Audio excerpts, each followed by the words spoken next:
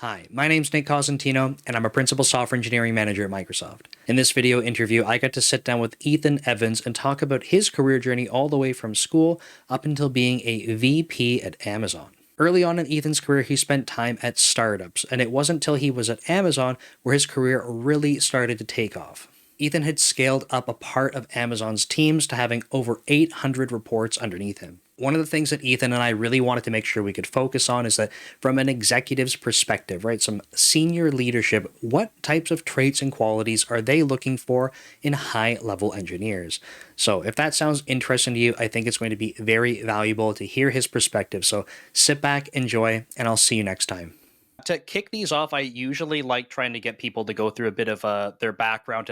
I know your career is obviously filled with lots of awesome things, so I don't know where you'd like to start, but if you're cool with it, sort of as early as you can remember, where you're like, I want to get into tech and move in this direction, would you mind giving us a bit of background for how you got to where you are today? No, not at all. I grew up on a farm in Ohio, but home computers came into being a thing when I was in junior high. Okay. And so I was immediately fascinated with them. And I grew up in a university town. It's Oxford, Ohio, which is home of Miami of Ohio, not Miami, Florida.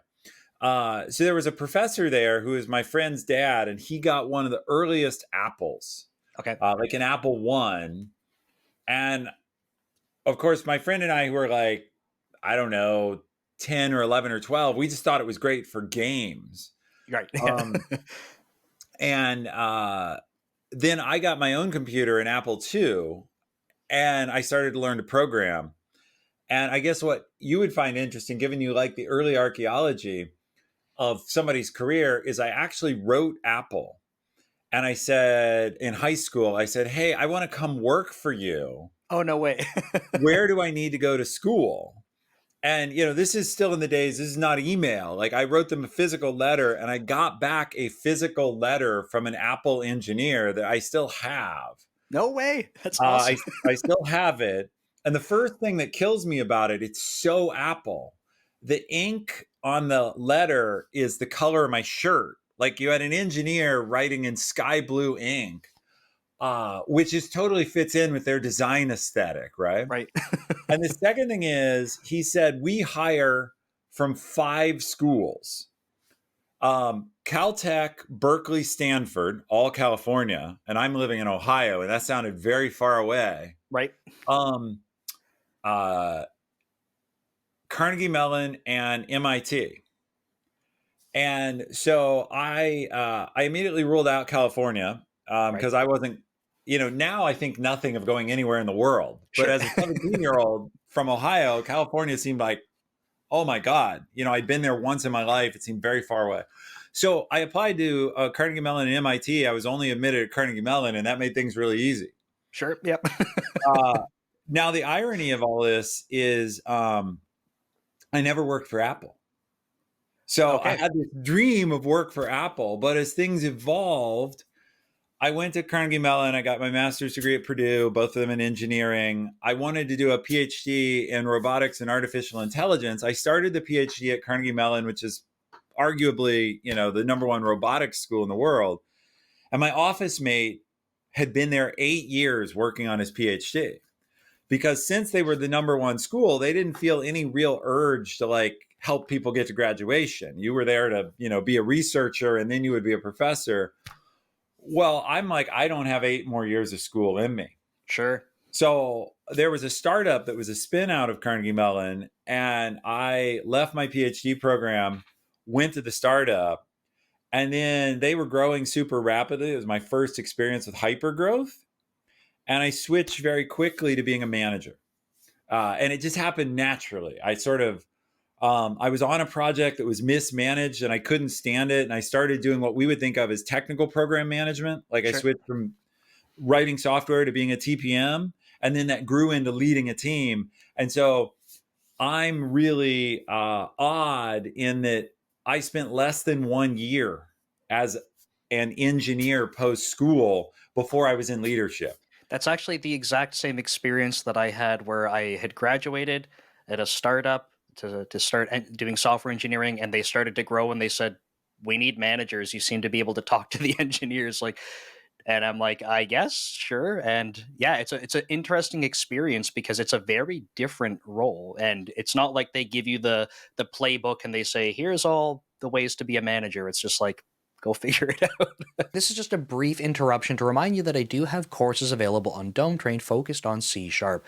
So whether you're interested in getting started in C Sharp, looking for a little bit more of an intermediate course focused on object-oriented programming and some async programming, or are you just looking to update your refactoring skills and see some examples that we can walk through together, you can go ahead and check them out by visiting the links in the description and the comment below. Thanks, and back to the video. Well, I talk to people. It's really awesome that you say that, because I talk to people in my coaching and teaching practice all the time.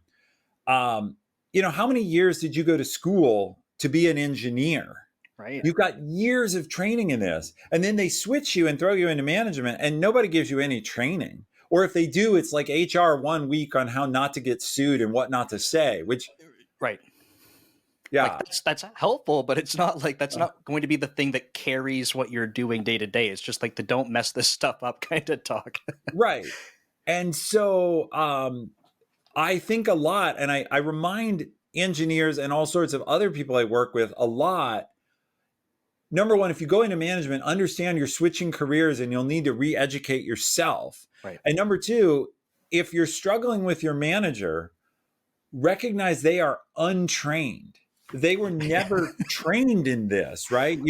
Like the sad part, and it's universal across industries, managers learn at the expense of their first set of direct reports. Right. Like those people are our guinea pigs. And I don't know about you, I'll check.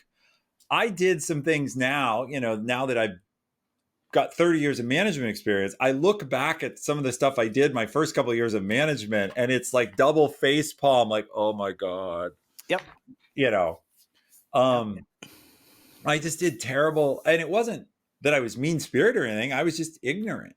Right. Yeah, that's a good way to put it. I like to believe that most people are generally not just like malicious trying to cause problems, but whether it's ignorance or like differences in priorities, like this kind of stuff shines through, and then some people have bad experiences with it. But for me, yeah, it was a very similar type of thing, managing teams. I was also developing software alongside them, and for me, one of my biggest management missteps early on was just like, I got to write code, and then I'm writing code for a couple weeks, and I'm like, oh no, I'm not managing the team. I guess I better like completely 180 and do that, not write code. And it was like, how do you do both of these things? Because like it seems impossible unless you're just working two jobs.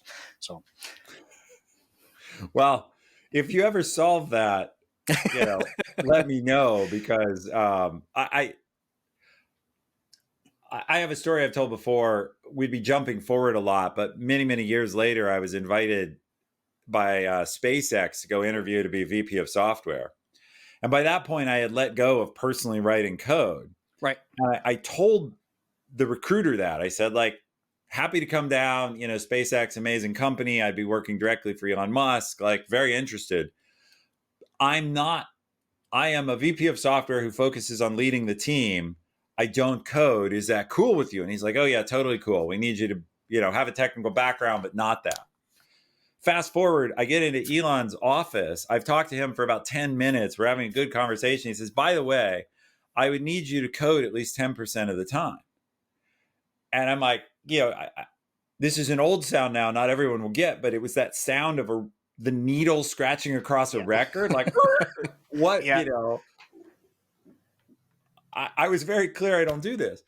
So it turns out he and his recruiter were out of sync, and this was an absolute requirement for him.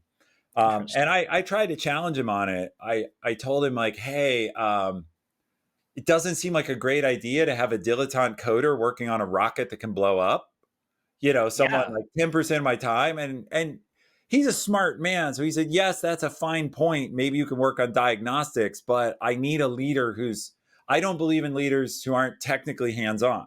And so bottom line was I had a good job at Amazon. I said, we agreed to disagree, and I left his office at about the 15-minute mark. And as I was leaving, he was calling to his assistant to get recruiting on the line. Like, and when you always have like a closeout call with the recruiter later. Sure, the recruiter was pretty curt with me because I'd gotten him in trouble, right? Nah. And I'm like, dude, you flew me down for a job I was never going to fit for. Like, why are you jacked at me? Right. Yeah. Well, they should have been. They should have been on the same page. Like that seems like a. It seems like a pretty important aspect of the job, and I can't. Even for me now, like at Microsoft, I'm not at a VP level. I'm not at director level. I'm sort of like the first line of like principal band at Microsoft is the first level for that you can be a manager at. So I'm sort of the bottom of the leadership level, and like I don't code at work. If I absolutely needed to, like I write code outside of work every single day, so I'm fine. I like to code. That's cool. But I would imagine if I had to code at work, I could not do my job effectively in terms of leading the team. And I'm not a director, I'm not a VP. And I just feel like the more that you move away from direct hands on frontline employees coding, the less valuable that becomes, personally. Sorry, Elon. Well, you'll step in it. Like when you publish this, you will definitely have some Elon fans who come out of the woodwork and say, I can't work for a leader, I won't work for a leader, I don't respect a leader who's not still hands-on. And some people do hold that opinion all the way up the stack. I was running at that moment. I had of that interview, I had a team of 800 people all over the world, and maybe it's an inadequacy in me. That's why I said, if you figure out how to code at work, let me know. Right.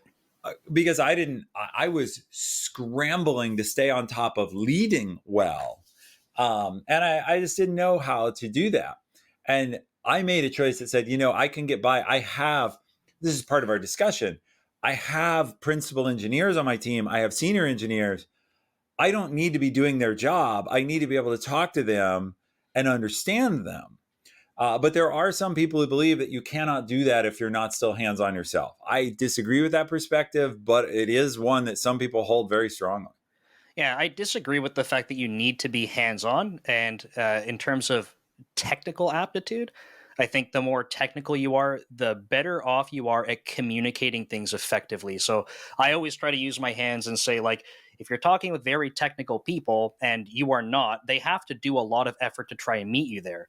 And, kind of goes both ways. So in my opinion, the more technical you are working with technical people, the easier and more clear the communication becomes. Doesn't mean you have to be coding every day. One of my best leaders that I've worked for was very adamant. He was like, I cannot code. Like, I think he went to school for engineering, but he's like, I can't code. It wasn't a relevant field. And he was one of my best leaders because he would dig into things. He'd be very clear about what he doesn't understand. He would try to communicate and kind of let you know when you need to kind of go at a higher level. And we worked together very well. And one of my best leaders probably Yeah. couldn't write a line of code. Well, that I feel I built my career translating tech to non-tech and non-tech to tech. Like that, if you look at, I think my career had two fundamental attributes: my ability to translate between business people and tech, and the TPM skill set, the ability to get shit out the door on time or Yep. close to on time. Those two things. Uh, I guess I am skipping over, and I don't want to just keep extending the list. You also had to work with people and lead a team, be able to manage and motivate a team, which is part of getting things out the door. But I often call myself a TPM in a sense, in that sits in the middle of, you have to be technical. The T is technical, but you're there trying to get something done. Right. Uh, so Absolutely. And sorry, I know I kind of got you to kind of jump way ahead and talk about some different things, but you had mentioned you kind of had almost like fallen into like a TPM type of position, started doing some management. So what did it look like from there? And I know there's still yeah, a lot of ground to cover. yeah, of course. Well, it moves faster from there. So I was at this rapid growing company. I think when I joined them, they had just gone public and maybe were a little bit over 100 people. And when I left, they were 1,400. And so across that growth, my TPM job became a true management job. And I learned to love that. I found that technical puzzles are great. Figuring out an algorithm, solving a problem, really interesting. But human puzzles are also really interesting. How do we get these two people to work together? How do we get these two teams aligned? How do we get this all done on time? And I liked human puzzles. I liked hiring. I liked things that were not usual. So that was a startup. I then moved to another startup. That startup was bought. So I moved to a small startup that was acquired by the early search engine Lycos. Okay, And I remember the name. Yeah. yeah, not a great company in some ways, but they managed in the internet bubble. They managed to sell themselves for $4 billion, so they did well. It's not bad. Yep.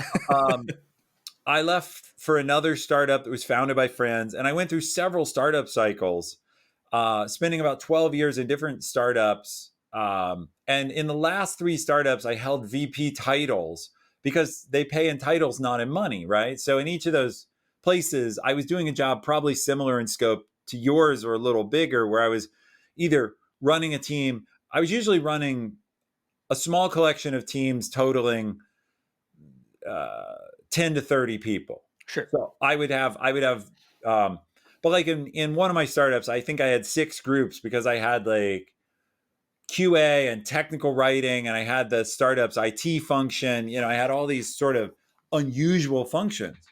Um, and one of the things I took an interest in was in several of those companies, I ran the recruiting function Okay.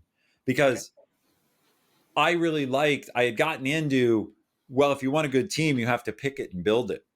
Right. And nobody else in a startup, nobody wants to run recruiting, right? Because you have like a business founder. You usually have a business founder who wants to figure out how to make money, and you have a technical founder who wants to build the gizmo or the software.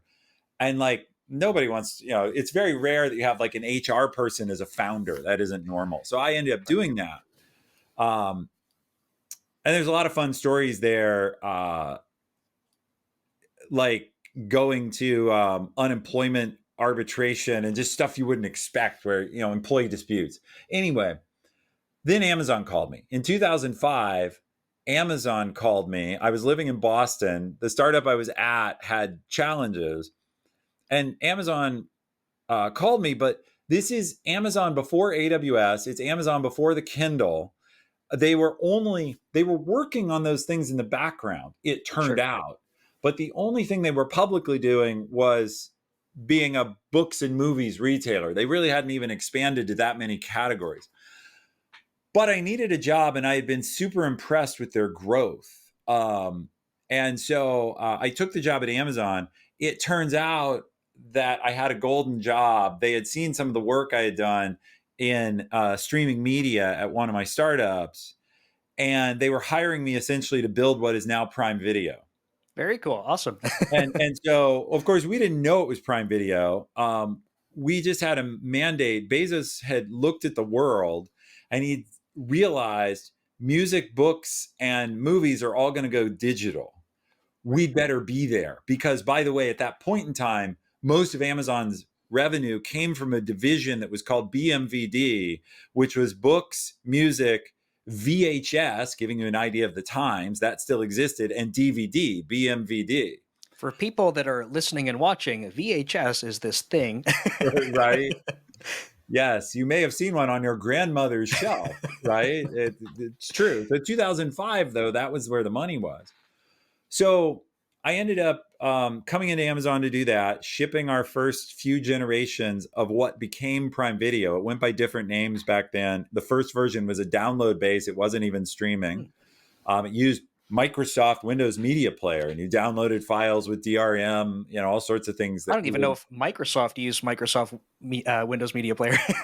right. Well, they didn't do movies back then. They didn't do other, it was like it was a product for showing little product videos. It Right. wasn't Yeah. really, they were just exploring how to make it a commercial video product.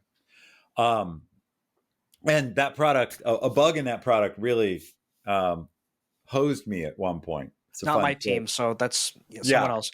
Sorry, 20 years ago.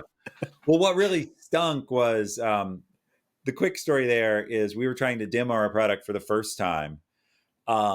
We were demoing it to the Amazon all hands. So Bezos is sitting in the front row. We set up the demo before the morning. We paused a movie playing. I had chosen Office Space as like a Great fun movie. movie all geeks would know. Yeah. I paused Office Space. We went off stage. They did a bunch of the other stuff. We came back. I unpaused it. And on the 40-foot screen behind me, it played upside down. It started playing upside down. and you can actually see me. The whole audience laughs. The screen's behind me. I have no idea why. I turn around and see it, and then you can see me bend over to look at it right side up. So the fun part of that story is I turn back around with the mic in my hand and Bezos looking lasers at me out of the front row. And like, what do you say? Your demo, it's like the famous, everyone at Microsoft, of course, would at least know about Bill Gates and the blue screen of death demo where Sure, yeah. Windows blue screened on stage. I kind of had my blue screen moment, only I'm not Bill Gates. I'm working for him and he's looking at me. Yeah. In this case, it all worked out fine. I owned it and said, well, Jeff told us this is our first digital product. It has to just work. Obviously, it doesn't. So I'm going to go work on that. And then I left the stage, and that was a good enough answer. Jeff was okay because he believes in ownership, and the fact I wasn't like hiding behind him, just like I will handle it, Yeah, was okay. So then I had just to finish up the career piece. At Amazon, to grow, they actually want you to move around, not quickly, but from time to time so that you get exposure to other leaders and whatever. So I was promoted to director. I went as what they call a senior manager, kind of what you do. I started with a team of 6. I ended with a team of 22 working on video. Then I switched to video games. Cool. We had bought a video game startup, and that startup also had a small online games marketplace where they sold downloadable PC games. And I went to that was my first experience running a P&L. So I started to branch out from engineering leadership to general management, running all the different functions. I had done some of that in my startups where I'd run these different groups that were all over the place. So I wasn't, but what I didn't have was a financial background. And Right. so now I owned a P&L. The first P&L I owned, I remember very clearly, it was $4 million.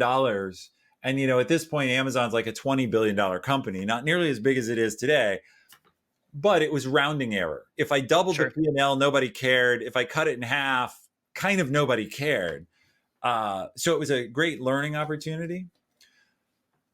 And then we decided that we wanted to build an app store. We had this idea that we could compete with Google on the open Android platform. We thought it would be open and we could compete. Well, that was a terrible idea. Like they owned the platform, it wasn't.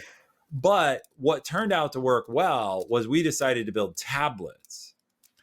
And so my big rocket ride at Amazon really came from the fact that we started selling Kindle tablets and I owned the App Store, and I had to scale up to build a global multi-language, competitive level App Store because we didn't put the Google App Store on our tablet. So we had to be as good as Google or try it. We never were, by the way, but we had to be plausible so that people wouldn't choose to buy a non-Amazon tablet because the App Store sucked. Right. The bar was kind of set by, let's say, by Google in this case. People are used to this kind of experience. So you have a different device and they're going, well, we expect this type of experience, so you better deliver that. Yeah. And so that's what ballooned my team to 800 people was all of a sudden we needed that experience, not only in the US in English, but in every market around the world, able to work in every language around the world, able to take payments in every currency around the world. Easy problem to solve, right? Yeah. Yeah. And it was a super fun time. And that's what catapulted me then to a VP level. And honestly, at some level, while I grew in skills and was doing a good job most of the time, I had the easiest ride to VP in the sense that my team grew so much they couldn't deny I had vice presidential scope. And so then that led to the question, well, do we remove Ethan and put in a VP, or is he able to step up? Interesting.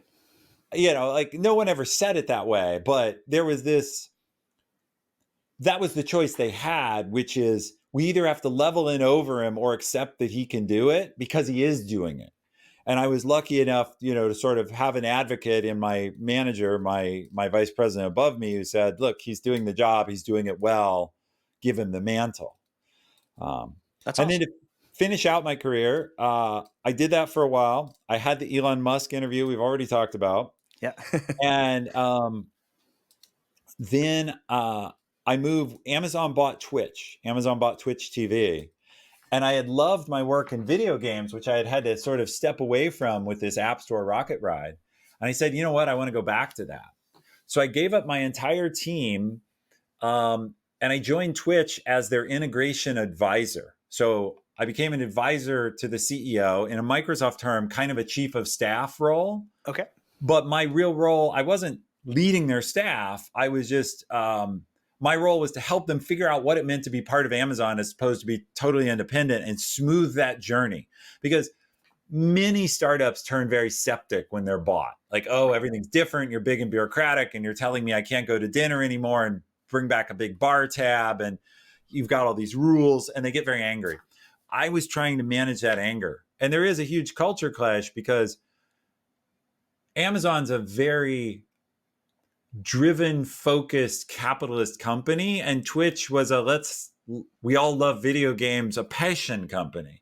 Right. And it was there was a big generational disconnect. I was working for the CEO, Emmett Shear. I might have our ages slightly off, but I was approximately 44 or 45, and he was 31 ish. So I'm working for someone 14 years younger than me. Mm-hmm. If you remember my career, I'm used to being the young manager with everyone being older than me. And Right. suddenly the roles are completely reversed. He's the young manager, and I'm the going gray guy, now fully gray. But I worked with Twitch for 5 years. I learned a lot about streaming media, and at the same time, I was asking myself, what do I want to do with my life? And Right. so, what do I want for my second act? And I realized I love to teach, I love to train, I love to share what I know. Mm-hmm. And so I started building myself towards the career I have now, where I left Amazon and I coach, teach, write online. That was all something I began at Twitch, figuring out how to do. And my first way to practice that was I started a Twitch stream where I talked about leadership. Awesome. And that was actually I had to be careful there because big company, I'm sure you have this at Microsoft, you're not allowed to give public presentations without PR approval. Here I was speaking on an open mic to the whole world. Right. And I very carefully, knowing that my CEO, Emmett, wouldn't kind of know about this policy or care, I wrote him an email and said, I'm going to do this. You're okay with it, right? And he's like, yeah, it'll be great. You'll be using our product, go for it. Because I knew PR was going to show up eventually and say, how are you speaking on open mic? So this is one case. I try not to be political, but this was a case where I was very carefully political. Mm-hmm. I lined up to have written permission to use our product because I knew they couldn't fight that. They couldn't say like, well, you can't use your own product. Okay. Yeah.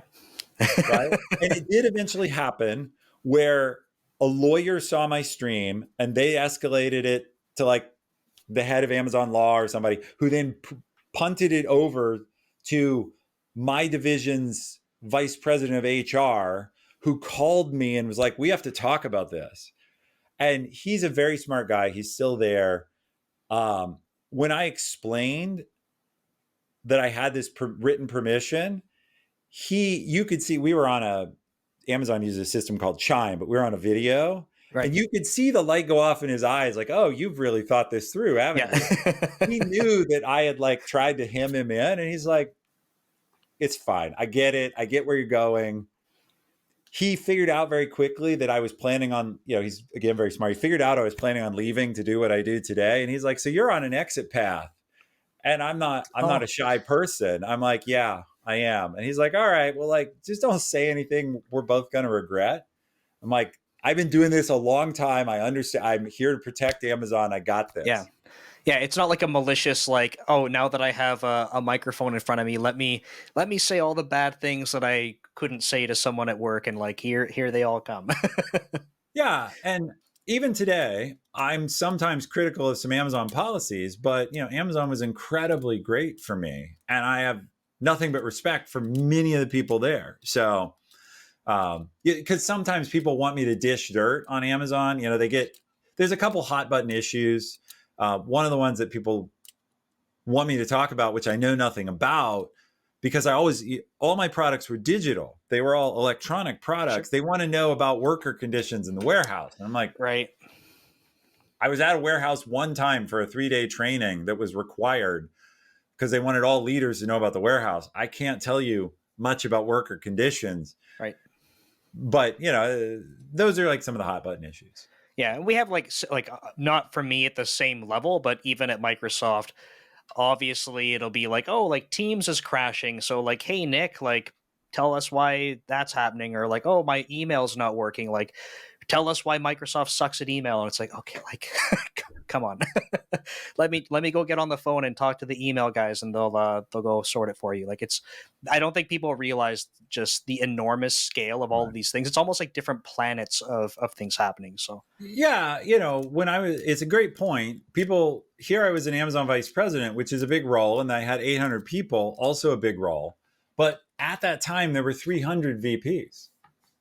Now I have some friends who are still in leadership there. There's over 500 because the company's that big. If every VP has 1,000 people working for them, well, we have more than 500,000 employees. Like, it's an enormous company that's almost, I think, 2 million.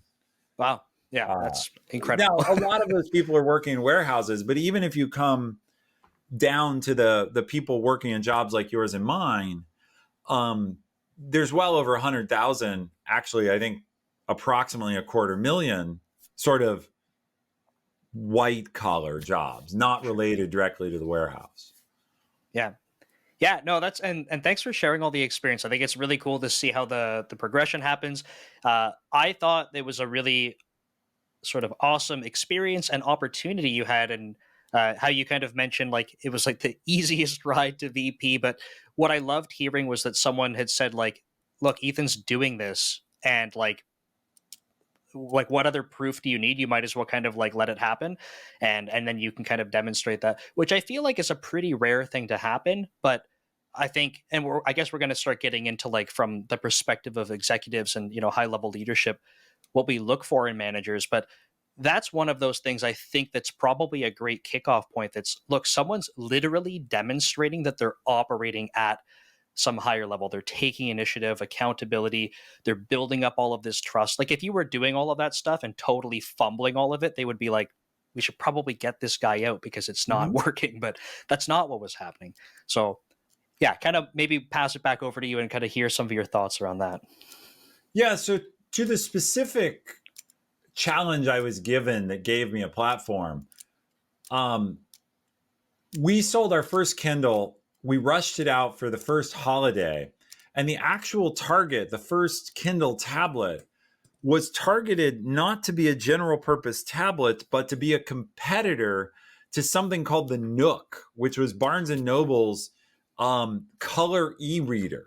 We had I feel black like and I white remember e-readers, this. Yeah. right? We had black and white e-readers, uh, you know, uh, the original Kindle that was for reading books only, and they had a color one, and we wanted to compete with it. So we rolled out a tablet, and my team and others were saying, hey, this thing's actually a tablet. It's a different category. It should be thought of differently, but it had come from the books team, from the Kindle team. And they're like, no, it's an e-reader. So it was really funny because when you went to like the opening menu, it pushed you towards books and magazines, and like the app store was buried. And of course, the users all wanted apps and games. And so we had to like have this discussion of like, the user evidence shows that you think you're selling a book reader and you're not. Right. Change your mind. And it was very hard for that team to change their mind. But when Bezos saw it, he's like, oh, we have to go global quick. We're going to seize this market. And his vision, which wasn't realized, was we can be the iPad of the Android market. If we Hmm. can build enough of a brand quickly enough, we can make the world a 2-tablet world where there's only iPads and Kindles. Now, obviously the rest of the Android ecosystem had something to say about that, and we never achieved that goal. But that was what he was thinking about, and there was a huge time pressure. And where that led is I was given a bit of a blank check on resources in order to go global quickly, which led to the team ballooning, which gave me the VP scope job of running that. And my team and I together were able to deliver. Right. And so if you summarize my VP case, it's big scope actually delivering.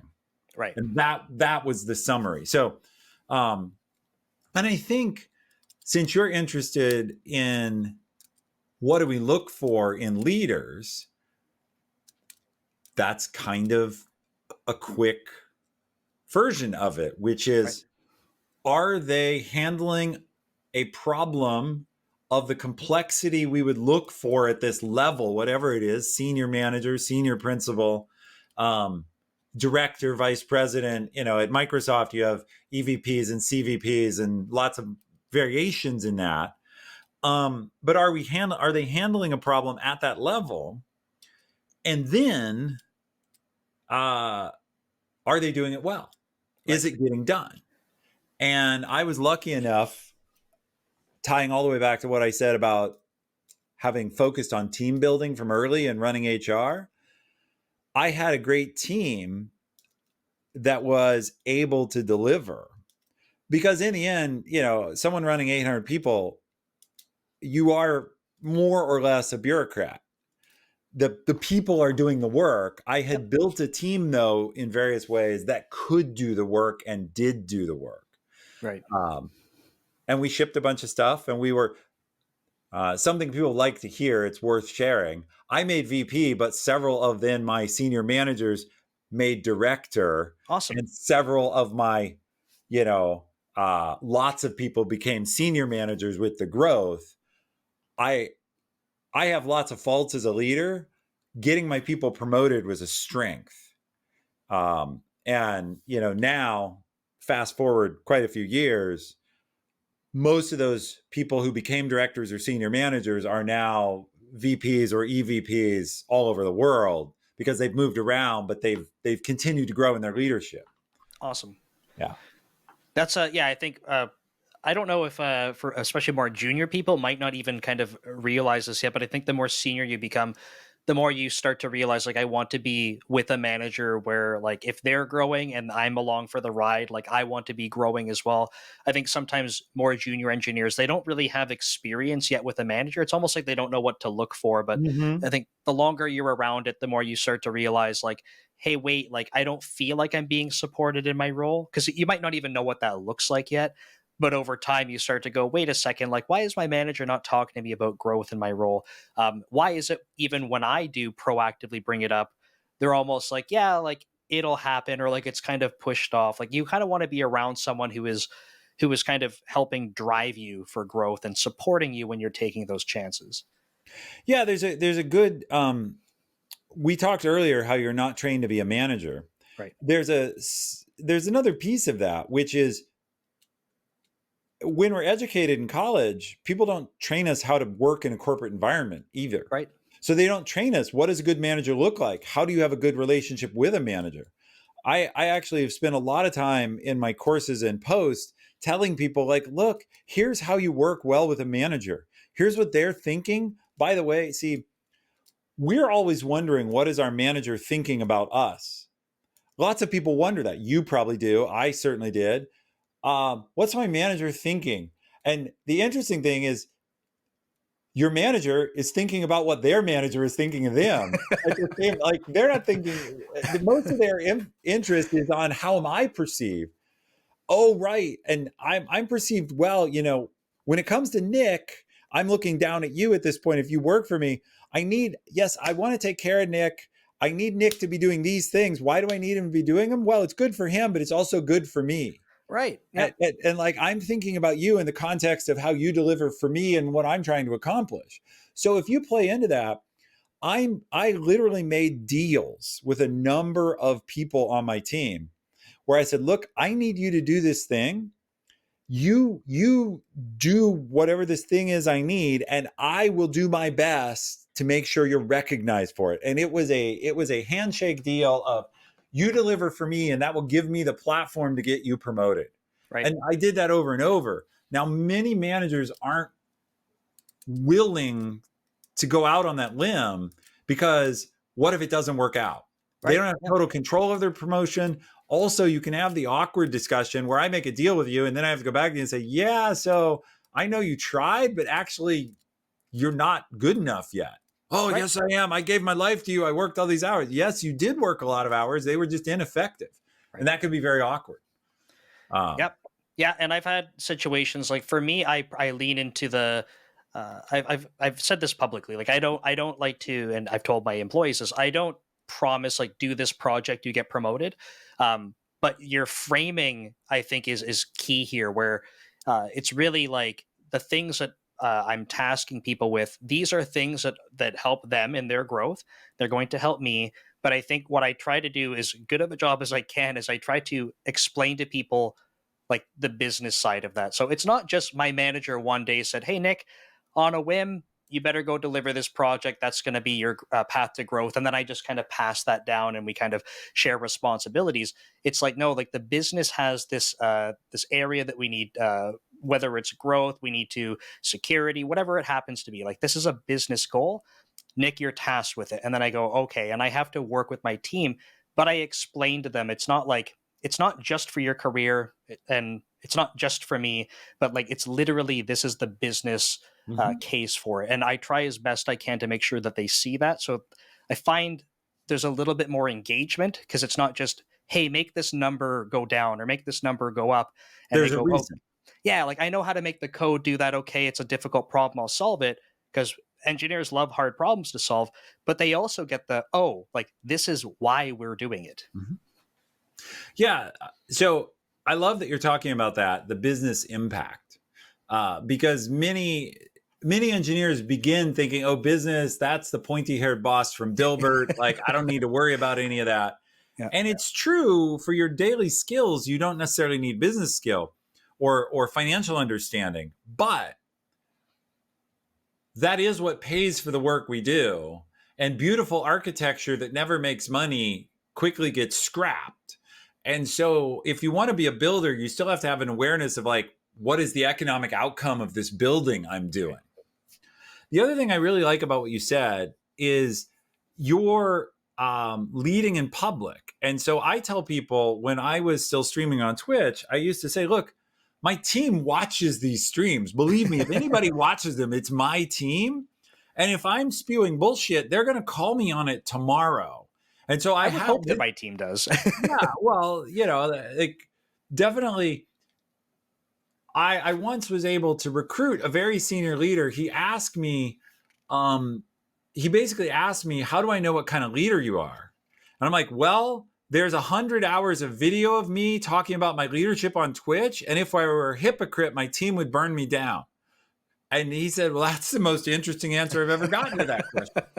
Um, and it was very convincing to him. So I applaud what you're doing, because people can know what kind of leader you are and get to know your style.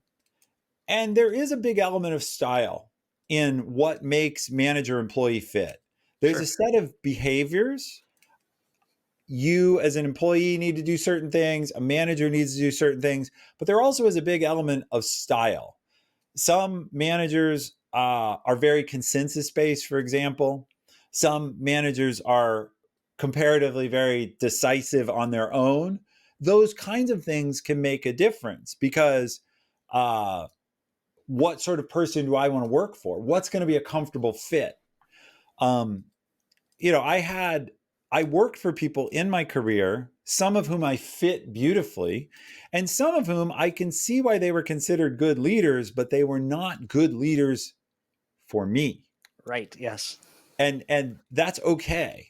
And so, to your point about what makes people early in their career, you need to figure out not what leader is just soft on you, but what leader fits what you need. Yep. Absolutely. Yeah, and this is so for me, like a lot of my coaching, even at Microsoft, is a lot of more early in career folks, and they'll when they're talking to me about challenges with their manager, how do I talk to my manager? How do we talk about career growth? I always have to like preface everything. It's like, look, like I can tell you what I would like or how I would be approached. And then I have to remind them, look, I'm not your manager. And by the way, because of that, here are some other ways that you might want to try and feel this out. And if you can feel this out and understand it, then you might have a better understanding of which direction. But I think your point, like style, right? Like you need to kind of figure these things out. And that's going to take a bit of, especially in the beginning, a little bit of trial and error to try and Mhm. understand how some of these things work.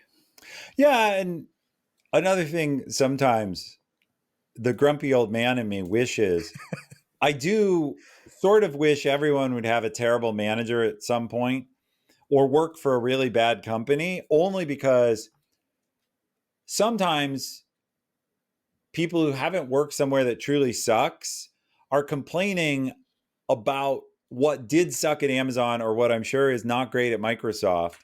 Yeah, I have a lot of friends who work at Microsoft, and they will talk to me, for example, about the heavy bureaucracy burden of being such a Sure. large old company. And that's true. But if you've not worked somewhere that had actively nasty management or that was running out of money and couldn't, pay the electric bill, you don't have any balance in your, yes, I am working in a big, slow bureaucracy, but I never, ever, ever will need to worry that my paycheck will bounce. And Yep. so these are trade-offs. And Absolutely. it is um, at Amazon. Once we had a program, we still have it, I think. It came in kind of as I was leaving, where to get more developers, because we were short on developers, we were retraining people from other careers. Okay. So you're successful in whatever, but you've never been a programmer. We'll put you through a boot camp and make you, an entry level Awesome. SDE, but at 40. Sure. And what people told me about those employees is they had often worked at quite challenging, unattractive jobs. And they brought so much maturity to the team because they're like, yes, our work is hard. Yes, the deadlines are demanding. You have no idea how nice it is here, compared to maybe like working the floor at a department store, Sure. Yep. or, maybe I was a manager in fast food, or I was a truck driver, or like, you don't really. Yeah, different perspective, right? And if you don't have it, then it's difficult to draw comparisons. You kind of have your own lens on these things. So go ahead. Go ahead. No, I was just going to say, having a horrible manager is, well, it is a good formative experience. It also, for anyone listening, I will tell you, it will happen to you. You'll get reorged or whatever. You will have the chance to experience true pain. I'm sorry for you, but also not sorry, because it will make you more flexible and appreciative when you are lucky enough to have a better manager. Yeah, You'll it's value that more. as funny as it sounds, right? Like I think again, if it hasn't happened to you yet, like having awareness that like this will happen, like what are things that you want to pay attention to, right? Like think about the manager you have now, how the interactions go, how they're supporting you. When you switch and have a new manager, like but some things might be very obvious to you right away, and you're being micromanaged and you're like, hey, this sucks, like, and I feel it all the time. But you might have other things that happen over a period of time, and you start to realize like, hey, my manager is kind of crappy, and maybe it's like they're just not supporting you, maybe they're too hands off and you feel very disconnected. But like having a crappy manager is a thing that will happen. And yeah, I think having awareness, back to the style point about what you're looking for, maybe your manager is actually okay, not like a bad person or something, they're just not okay for you, and Mm-hmm. that could be a really bad thing, like a bad experience in your career. Yeah, I don't know. I had a manager at one point who many people thought was amazing. He was not as interested in disruptive innovation. He didn't like to rock the boat. He Sure. liked to row the boat the way he felt the leadership wanted him to row. Whereas I'm always a little bit like, yeah, okay, that's good, but over here is better or could Sure. be better. That was a big tension for me. And it's not that he was wrong. He was highly valued because the people who would put him in roles, the leadership above him, was like, hey, we need to get this team to this island, and this guy will row in that direction single-mindedly. And that was the problem for me. I'm like, well, but there are other islands. Do we know that's the right island? And he's like, Right. we are rowing, row, and it's just style in that case. So sometimes you do have managers who are actively manipulative or whatever. But you're right. Learning to know what you want from a manager and just knowing what you quote unquote should get. I've tried at different points in the past to write kind of an employee's bill of rights. Like what should you expect from a manager and what shouldn't you expect? Because there are sometimes things you shouldn't expect. Yeah.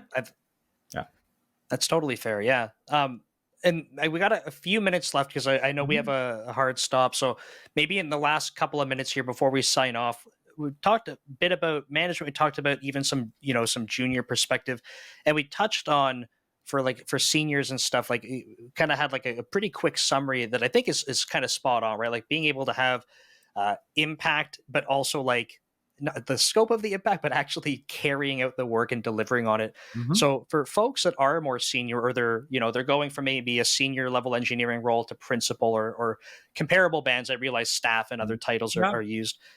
So heading in that direction, what advice would you give to people that kind of feel like maybe they've been at that level for a bit and they're like, I feel kind of stuck, and like what would kind of help them start to move forward? And I know could be answered many different ways, but just curious on your perspective. Yeah. So I've thought a lot about what makes a good principal engineer from my perspective as, say, a vice president or a director. So the principal engineer role, the table stakes are that you're a really great engineer, that you're good at, of course, at coding, you're good at design and architecture, because I'm going to be delegating. Remember, I don't code anymore. So I'm going to be delegating deciding our architecture to you. That's one piece, is I need to feel confident that you're going to be able to do that job. The second thing is I need you to be able to explain to me, because you put two engineers in a room, you have an argument already. You put three, you have a three-way argument. Like, it's cats in a bag a little bit, because we're all very passionate about what is the right design, what is the optimal way. We're taught to optimize. Right. So there's this big argument between practical and optimal and elegant and so on. I need someone who can explain to me so that I'm sure you're right and I can explain it to others so I can help defend you. So the second thing is you do have to have enough communication skill to work across the fact that I'm technical but not as deep as you. Right. The next thing that principal engineers are often used is they're used as ambassadors, meaning we need something from this other team. I can go to the leader of that other team and say, we need an API that does this, or we need a component that does that, or service. But often the way we line that up is I send my principal engineer to talk to their principal engineer, and they figure out how they would do that. They don't necessarily have to agree that they're gonna do it, but like, this is how we would do it and how hard it will be and how big it will be. And then when I go to the other leader, I can say, well, our principals have talked and they have a plan for this. And so I need you to be able to get to that plan with another engineer. Now, what you're hearing in all of this is that what a leader needs from a principal engineer beyond technical expertise is some non-personnel leadership and influence. That is the job of a principal engineer, is not just to be a technically sharp knife most of the time. There are situations where you can be a principal engineer only working on code or architecture very narrowly, but those teams have to have wickedly hard problems. See, I led the building of Prime Video, the Amazon App Store, and the commerce part of Twitch were like the three kind of big things I did across my career. Those are all business applications. They do not have really nasty algorithmic problems. Sure. Both Amazon and Microsoft have those. I don't know the equivalent Azure services, but like Amazon has S3, the simple storage service. At this point, it stores at least hundreds of trillions of objects, if not whatever comes after that, quintillion, I think. Um, uh, Quadrillion. Yeah. quadrillion. Um, the question of how do you keep track of a quadrillion objects spread through many, many data centers efficiently, that you can be just a principal working on that. You won't have to like be all these other sort of social skills. So there are two types of principals. But if you want to be the pure geek type, the pure technical, you'd better get yourself onto a project that has such a hard problem that solving or optimizing that problem is success. You don't need to do anything else. If you're on a Microsoft team like Office or Teams or whatever, those are consumer applications. And the PowerPoint principal engineer is there to help get PowerPoint to ship and work, not to solve some. There are no deep. I'll insult somebody, but there really are no like mind-breaking technical algorithmic problems about PowerPoint. If there are, they're going to be a smaller subset, right? It's like it's the bulk of it is not. You're not going onto that team likely to say this is the team because problems like this. It's so the last thing I need principal engineers to do to give that roadmap is I need principal engineers to also then mentor and grow the team. They have to have some ability to bring others up behind them, because if you want to move on to senior PE or to another team, you've got to help develop the talent. And so, of course, some senior engineers get irritated about, oh, another newbie. You can feel a little of that irritation of maybe, but you've got to have a way to be like, I'm going to explain for the 17th time to someone why it's not as simple, because engineers love to say, isn't it just like that S3 problem that I described, storing all those objects? Well, isn't it just really a big disk drive? No, actually it's not.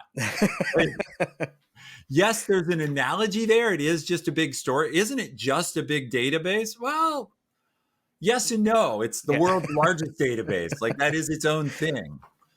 So no, those are all great. And just to quickly summarize that part from my perspective, I think one of the really awesome things you mentioned was that yes, there could be some opportunities to be hyper technical and stay there, but literally everything else you described was, yep, you got the technical stuff, and hopefully all of your other people skills, your negotiation, your ability to mentor, literally all of these other things come into play. Because early on, I find a lot of people say, screw it, I'm just going to be as technical as I can.